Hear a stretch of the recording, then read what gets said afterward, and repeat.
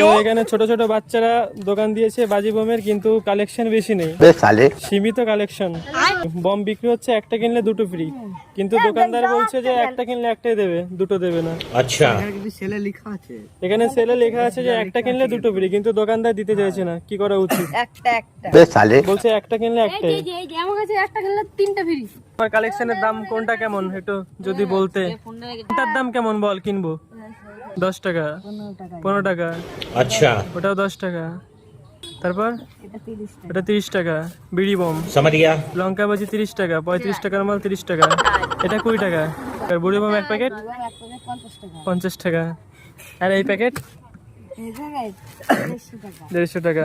তাহলে তোমরা যারা যারা কিনতে চাও এই দোকানে চলে আসো, বাচ্চাদের দোকান।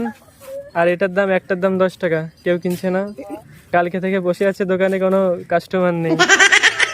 আর আমরা এই যে কাস্টমার বসে আছে, কিন্তু কেউ কিনবে না।